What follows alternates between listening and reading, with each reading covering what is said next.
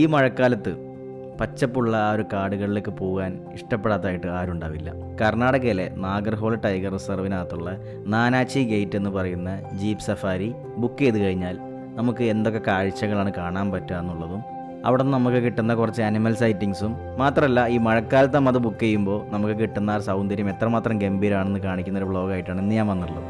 അതായത് ഈ യാത്ര ഞാൻ തുടങ്ങുന്നത് തൃശ്ശൂരിൽ നിന്ന് യാത്ര തുടങ്ങി നേരെ വയനാട് തോൽപ്പെട്ട് കയറി അവിടെ നല്ലൊരു റിസോർട്ടിൽ സ്റ്റേ ചെയ്തിട്ട് അതിൻ്റെ പിറ്റേ ദിവസം രാവിലെ നാഗർഹോളിലുള്ള നാനാച്ചി ജീപ്പ് സഫാരി ഗേറ്റിൽ അവിടെ എത്തി ആ ജീപ്പ് സഫാരിയും അതിൻ്റെ കാര്യങ്ങളും അവിടുത്തെ ആ ഒരു വിഷ്വൽ ബ്യൂട്ടിയും അവിടുത്തെ ആനിമൽ സൈറ്റിങ്സും എല്ലാം കണ്ടതിന് ശേഷം പിറ്റേ ദിവസം കബനി ഫോറസ്റ്റിലേക്ക് പോയി അവിടെ സ്റ്റേ ചെയ്ത് കബനി ഫോറസ്റ്റിൻ്റെ ഭംഗി ആസ്വദിച്ച് അതിനുശേഷം നേരെ ബന്ദിപ്പൂർ ഫോറസ്റ്റിലെ ഫോറസ്റ്റ് കോട്ടേജിൽ സ്റ്റേ ചെയ്ത് അവിടെ നിന്ന് പിന്നെ ബന്ദിപ്പൂർ ഫോറസ്റ്റിൻ്റെ ഉള്ളിലേക്കുള്ള ആ ഒരു ജീപ്പ് സഫാരിയും അങ്ങനെ ബന്ദിപ്പൂർ ഫോറസ്റ്റിനെ എക്സ്പ്ലോർ ചെയ്യണ ആ ഒരു സ്റ്റോറിയും അങ്ങനെ ഒതുങ്ങുന്ന 3 വ്യത്യസ്ത രീതിയിലുള്ള കാടുകളിൽ പോയിട്ട് അവിടുത്തെ വിശേഷങ്ങൾ പങ്കുവെക്കുന്ന ഒരു സീരീസാണിത്. അതിൽ എപ്പിസോഡ് 1 നാനാച്ചി ഗേറ്റിലെ ആ വിശേഷങ്ങളായിരിക്കും ഇന്നത്തെ ഈ വീഡിയോയിൽ നമ്മൾ പരിചയപ്പെടാൻ പോകുന്നത്.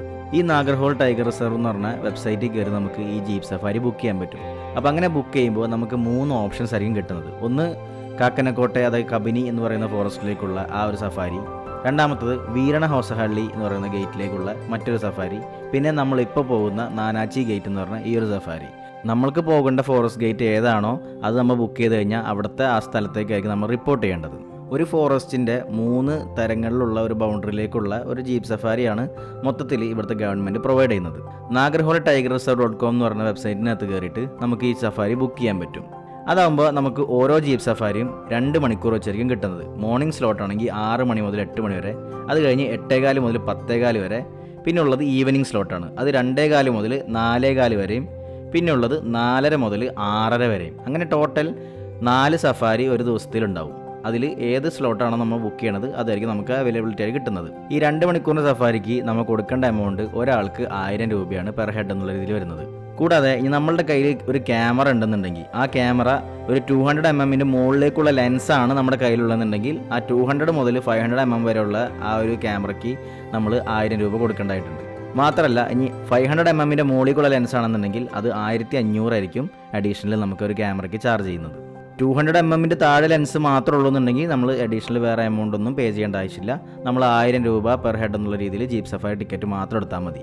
ഇനി നിങ്ങൾക്ക് കുറച്ചും കൂടെ അധിക ടൈം സ്പെൻഡ് ചെയ്യണമെന്നുണ്ടെങ്കിൽ 3 മണിക്കൂർ സഫാരി വേണമെന്നുണ്ടെങ്കിൽ JLR എന്ന് പറഞ്ഞത് ജംഗിൾ ലോഡ്ജസ് റിസോർട്ട്സ്.com എന്ന് പറഞ്ഞാൽ മറ്റൊരു വെബ്സൈറ്റും കൂടി ഉണ്ട്.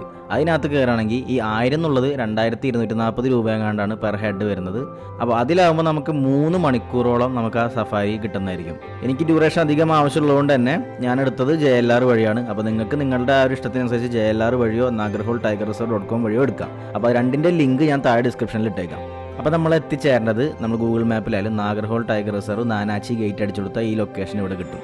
അപ്പോൾ ഇവിടെയാണ് നമ്മൾ റിപ്പോർട്ട് ചെയ്യേണ്ടത്. നമ്മളുടെ ജീപ്പ് സഫാരി 4:30 4 മണിയോടുകൂടെ ഇവിടെ റിപ്പോർട്ട് ചെയ്യാൻ ശ്രമിക്കുക. ആദ്യത്തെ ഒരു 6 കിലോമീറ്ററോളം നമ്മൾ ഇതുപോലെ ടാറിട്ട റോട്ടിൽ കൂടെ ആയിരിക്കും പോകേണ്ടി വരുന്നത്.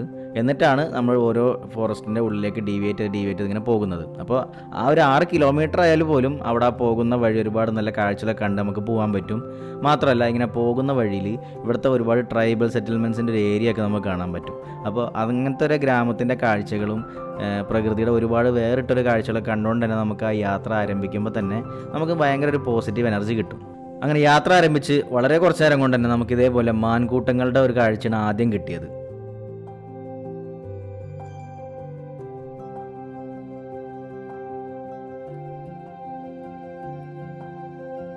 അങ്ങനെ ആ ടാറിട്ട റോഡ് വിട്ട് നമുക്കിത് ആ കാടിൻ്റെ ഉള്ളിലേക്ക് ഇതേപോലത്തെ വഴി കൂടെ കയറി തുടങ്ങി. അപ്പോൾ കയറിയപ്പോൾ തന്നെ നമുക്ക് ആ കാടിൻ്റെ ഭംഗിയൊക്കെ ഒരു വേറെ രീതിയിലാണ് കാണാൻ പറ്റുന്നത്.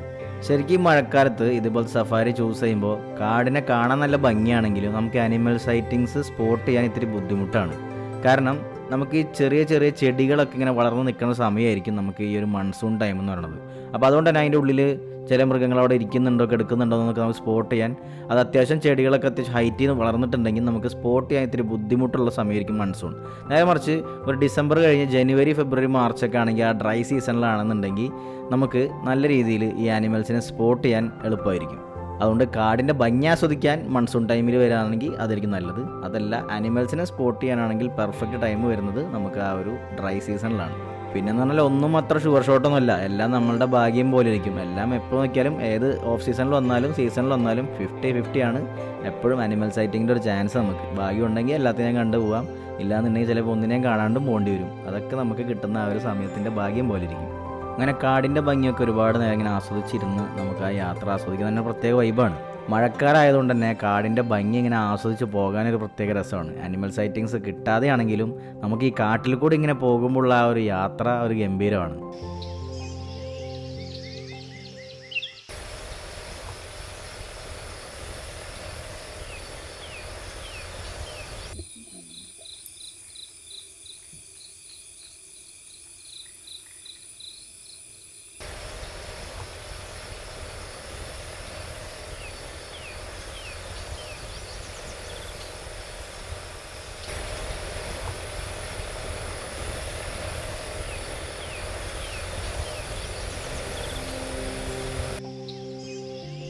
ആ മയിലുകൾ നിൽക്കുന്ന ഒരു ഫ്രെയിം കണ്ടപ്പോൾ ഒരു പ്രത്യേക നല്ല രസം തോന്നി. അപ്പോൾ തന്നെ നേരെ വണ്ടി നിർത്തിയിട്ട് ആ ഒരു 3 എണ്ണത്തിൻ്റെ ഭംഗി ഇങ്ങനെ ആസ്വദിച്ച് നിൽക്കായിരുന്നു. അപ്പോഴാണ് 4ാമത്തെ ഒരാൾ ഒറ്റപ്പെട്ട് അപ്പുറത്ത് നിൽക്കുന്നത്. അപ്പോൾ ആ മൊത്തത്തിൽ ആ മയിലുകൾ നിൽക്കുന്ന ഒരു ഫ്രെയിം കണ്ടപ്പോൾ ഭയങ്കര ഇഷ്ടമായി തോന്നി. ഇതുപോലെ വെള്ളം കെട്ടിക്കിടക്കുന്ന സ്ഥലം കാണുമ്പോൾ പ്രത്യേക ഒരു സൂക്ഷ്മമായിട്ടൊരു നോട്ടം ആരായാലും നോക്കി പോകും. കാരണം തൊട്ടപ്പുറത്തെ സൈഡിൽ വല്ല കടുവ എങ്ങനെ വെള്ളം കുടിക്കുന്നുണ്ടോ ഒന്നും നമുക്കറിയാൻ പറ്റില്ല. അപ്പോൾ അതൊക്കെ നമ്മൾ വളരെ സൂക്ഷ്മമായിട്ട് നോക്കിക്കൊണ്ടാണ് ഓരോ യാത്ര ഇങ്ങനെ പോയിക്കൊണ്ടിരിക്കുന്നത്. സാധാരണ ഈ സഫാരി സൈറ്റിങ്സ് നമുക്ക് ഏറ്റവും ഇമ്പോർട്ടൻ്റ് ആയിട്ട് എല്ലാവരും ആഗ്രഹിക്കുന്നതും ടൈഗറിൻ്റെയോ ലെപ്പേർഡിൻ്റെയൊക്കെ സൈറ്റിങ്സ് തന്നെ ആയിരിക്കും. പക്ഷെ നമ്മൾ ഈ വെള്ളത്തിൻ്റെ കെട്ടിക്കിടക്കലൊക്കെ കണ്ട് നോക്കി നിന്നപ്പോൾ നമുക്ക് ടൈഗറിനല്ല കിട്ടിയത്, കുറച്ച് ആമക്കൂട്ടങ്ങൾ മാത്രമാണ് നമുക്ക് കാണാൻ പറ്റിയത്. അത് കഴിഞ്ഞ് കുറച്ച് മുമ്പോട്ട് പോയപ്പോഴാണ് ഇതേപോലെ താഴെ മയിലും മുകളിൽ മറ്റേ ഹനുമാൻ കുരങ്ങും ഇരിക്കണ ആ ഒരൊറ്റ ഫ്രെയിം കിട്ടിയത്.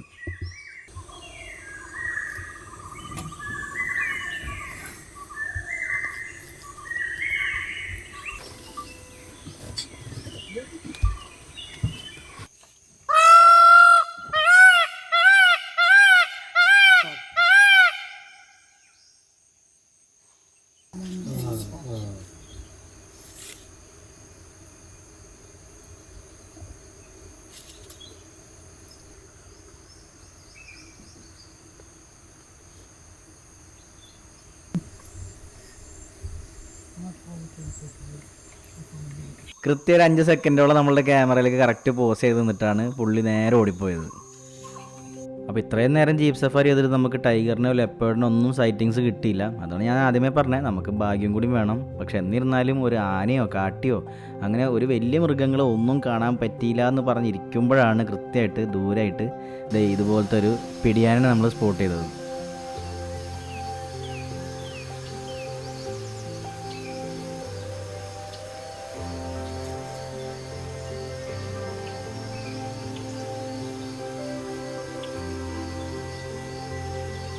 വളരെ ദൂരത്തായിട്ടാണ് ഈ ആനനെ നമ്മൾ സ്പോട്ട് ചെയ്തത്. പക്ഷേ അടുത്ത് കാണുമ്പോഴാണല്ലോ അതിൻ്റെ ഒരു രീതി നമുക്ക് കുറച്ചുകൂടി ഇഷ്ടപ്പെടുന്നത്. എന്നിരുന്നാലും വീണ്ടും പ്രതീക്ഷയോടെ തന്നെ ഇങ്ങനെ കാട്ടിലേക്ക് കയറിക്കൊണ്ടിരിക്കുമ്പോഴാണ് ഇതുപോലെ കാട്ടിയെ നമ്മൾ കണ്ടത്. അപ്പോൾ അതായാലും നമുക്ക് നേരത്തെ ആനനെ കണ്ട പോലെ തന്നെ കുറച്ച് ദൂരത്തു തന്നെയാണ് കാണാൻ പറ്റിയത്.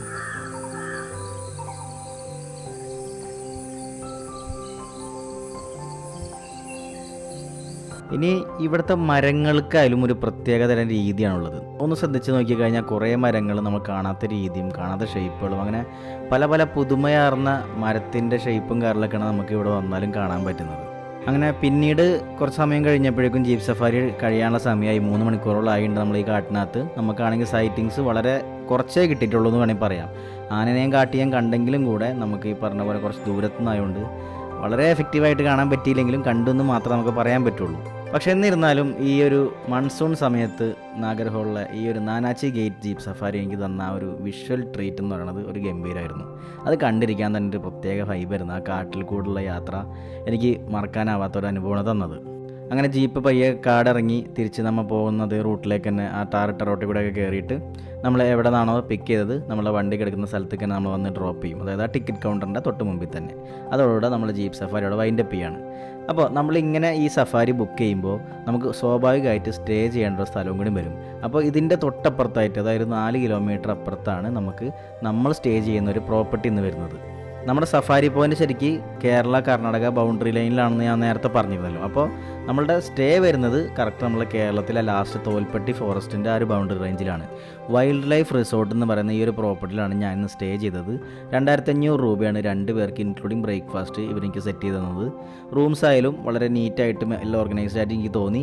അത്ര ഗംഭീര ലക്ഷറീസ് എന്ന് ഞാൻ പറയുന്നില്ല, പക്ഷേ എന്നാലും 2500 കൊടുക്കാവുന്ന ഒരു വാല്യൂ ഫോർ മണി ആയിട്ട് എനിക്ക് ഫീൽ ചെയ്തു. അതുകൊണ്ട് പറഞ്ഞെന്നുള്ളൂ. മാത്രമല്ല ഫാമിലീസിനൊക്കെ വന്നാലും കുറച്ചുകൂടെ പ്രൈവസിയിലൂടെ സ്റ്റേ ചെയ്യാൻ പറ്റുന്നൊരു ഓപ്ഷൻ നമുക്ക് കിട്ടുന്നുണ്ട്. പിന്നെ മാത്രമല്ല ഇവിടുന്ന് കിട്ടുന്ന ഫുഡായാലും നല്ല ക്വാളിറ്റിയാണ്. ഇപ്പോൾ ബ്രേക്ക്ഫാസ്റ്റ് എനിക്ക് ഇവിടുന്ന് ഞാൻ കഴിച്ചു.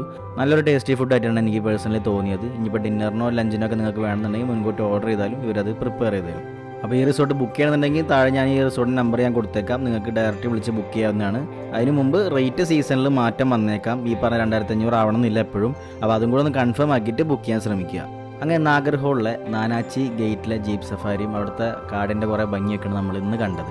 ഇനി അടുത്ത എപ്പിസോഡിൽ കബിനി ഫോറസ്റ്റിലെ കുറച്ച് നല്ല നല്ല കാഴ്ചകളായിട്ടായിരിക്കും ഞാൻ വരുന്നത്.